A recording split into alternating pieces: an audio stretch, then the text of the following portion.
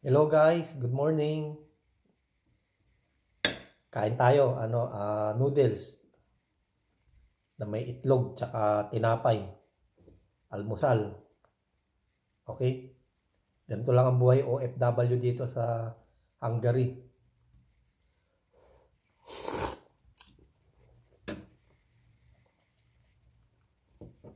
Noodles ko nandito.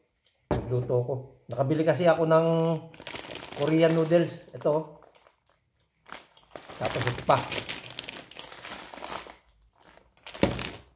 Naglagay ako ng keso. Ganito lang ang buhay OFW dito sa Hungary.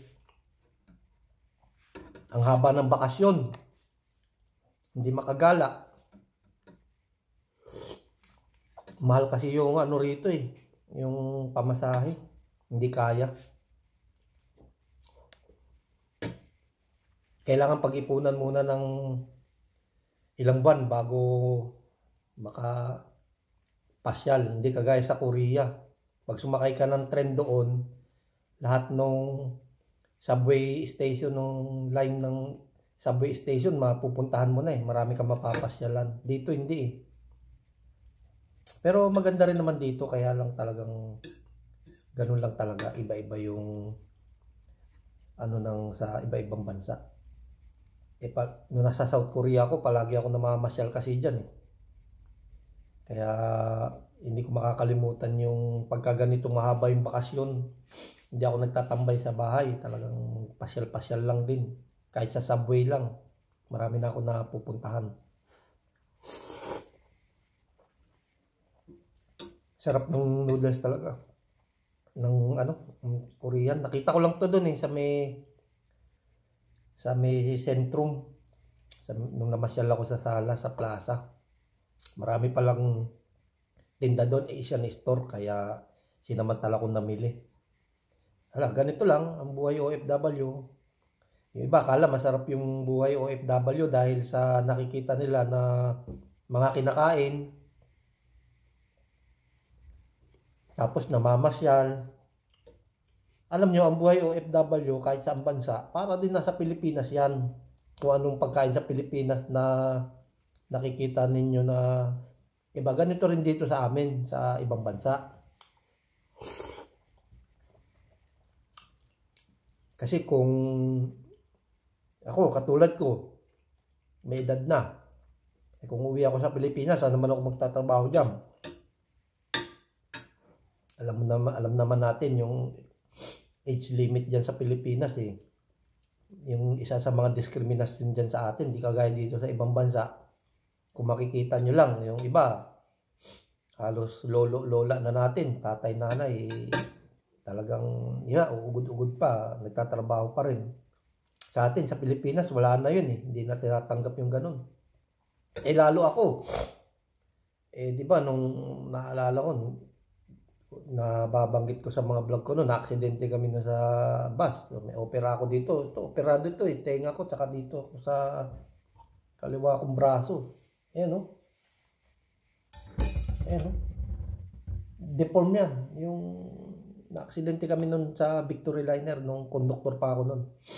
Kaya nga sabi ko, yung mga bata pa sa Pilipinas, kahit naman dito huwag niyong sayangin yung pagkakataon na makakapagtrabaho kayo. Huwag kayong aasa sa iba na may magbibigay lang sa inyo. Okay na, huwag ganun. Kasi iba pa rin yung kayo yung nagsisikap sa buhay nyo. Tsaka huwag nyo sisihin yung gobyerno kung bakit ganyan yung buhay nyo. Marami ako napapanood ng mga balita, documents. Yung iba, talagang baldado na, nagtatrabaho pa samantalang yung iba, ang lalaki ng katawan, pero hindi naman nagtatrabaho, di ba? Kaya sabi ko, habang bata pa kayo, samantalahin nyo na magtrabaho.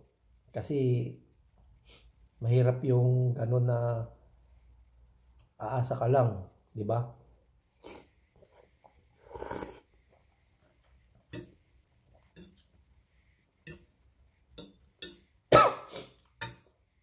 Ang ng noodles.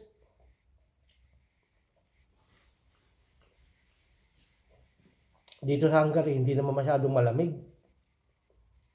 Hindi kagaya sa South Korea. Puro negative doon. Tsaka ang kapal ng snow doon eh. Dito, pag nag-snow eh, minsanan lang. Nalamig na tuloy ako.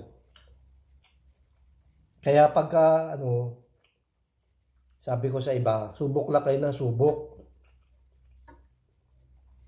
Huwag kayong matakot na sumubok.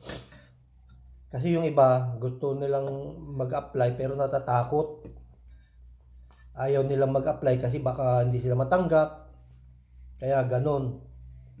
Natatakot sila.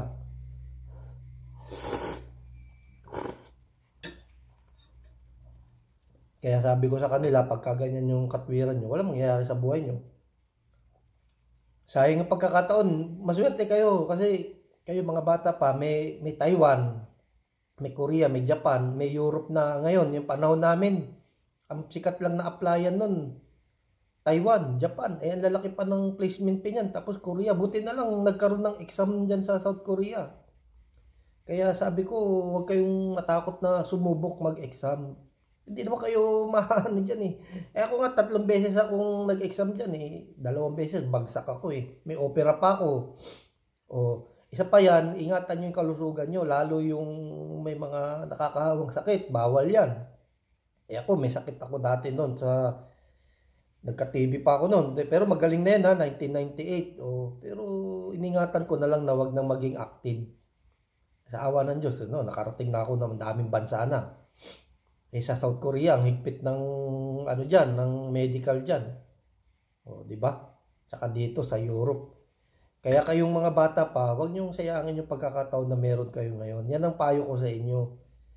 Kasi darating yung isang araw, maiisip niyo na sayang yung pagkakataon. Katulad ngayon, sabi ko, mamasyal kayo ng mamasyal kung gusto ninyo kahit saan kayo magpunta. Kasi nasa ibang bansa tayo. Minsan lang yan.